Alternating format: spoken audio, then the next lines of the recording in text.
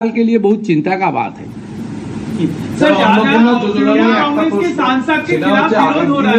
আগের দিনে যারা মারা গেছিল এবং এসআইআর সমস্ত নিয়ে 30 লক্ষ বাদ গেল, আজকে বলছেন জানা গেল যে 30 লক্ষ আরো ভুয়ো রয়েছে, তাহলে কি অ্যাপ্রক্সিমেটলি তাহলে ওই 30 লক্ষ বাদ দিয়ে আরো 30 লক্ষ এরকম 60 লক্ষ হলো? না না, ওটাতে এসআইআর এ আপনি ফর্মে দেখবেন প্র্যাকটিক্যালি 3টে পৃষ্ঠা ফিল আপ করতে হচ্ছে, বাকিগুলো ট্রাইব্যুনালে যার নাম আছে তার একটা পৃষ্ঠা আছে, সিএ তে অ্যাপ্লিকেন্টের আছে, কাস্টের আছে, ওগুলোতে কার্যত কিছু নেই, এগুলো তো করছেন। দেখুন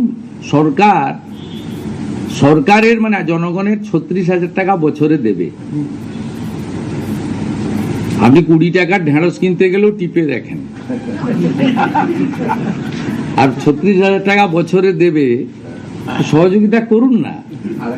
এই যে তারিকুল, হাজিকুল, রফিকুল, সব নাম আছে, না না এই নামগুলো বিখ্যাত নাম, সব রাকিবুল, মুস্তাফিজুর আর কি সব নাম রয়েছে, তারিকুল, যে 22টা অ্যাকাউন্ট, তো হিমশৈলের চূড়া মাত্র। শুধু জঙ্গিপুর ব্লকেই আমরা 3,000 বের করবো, আমি আপনাকে বলছি, ভয়ঙ্কর চিত্র আছে।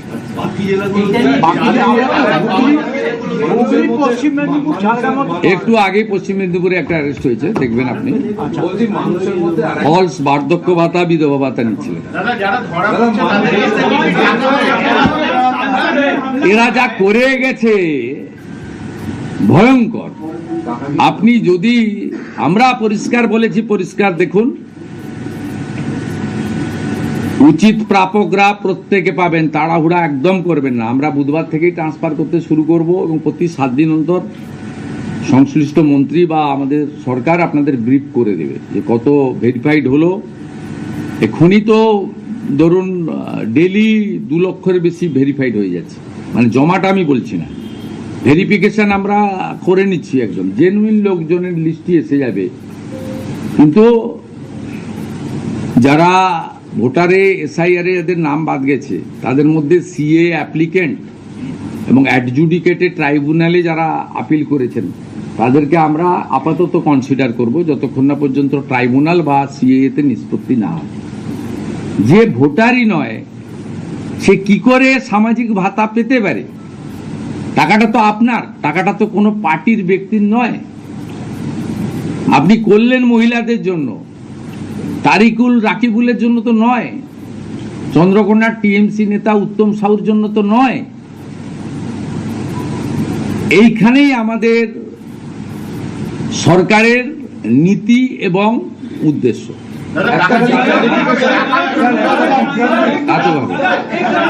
যারা ধরা পড়ছে তাদের কাছ থেকে টাকা ফেরতের কোনো সংস্থান থাকছে, যেহেতু তারা দুর্নীতি করেছে? না, it is too early to say, এখনই বলা সম্ভব নয়।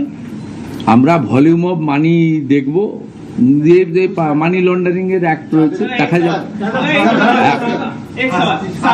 শাস্তি কারা পাবে, যারা নিচ্ছে তারা পাবে, বা নিয়েছে তারা পাবে, না যারা এর জন্য দায়ী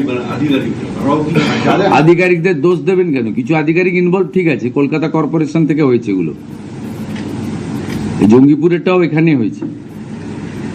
আপনি আগের সরকার কি ভেরিফিকেশন করেছে? 2 জন লিখে দিয়েছে ইনি ইমাম, উনার কোনো ধর্মীয় প্রতিষ্ঠান নেই, কোনো মসজিদে উনি অ্যাটাচ নন, তাকেও ইমাম ভাতা দেওয়া হয়েছে। আপনার এই লক্ষ্মীর ভান্ডারে ভেরিফিকেশন হয়েছে, যুবশ্রীতে ভেরিফিকেশন হয়েছে। আপনি 10 পাসকে দিয়েছেন তো, আমি আপনাকে কয়েকশো দেখিয়ে দিব 4 পাসকে দিয়েছেন।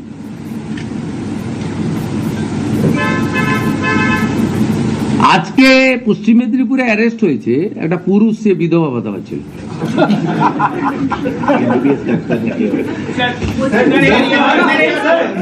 একটু একটু একটু আমাকে পরিষ্কার করতে দেন, একটু টাইম নেই।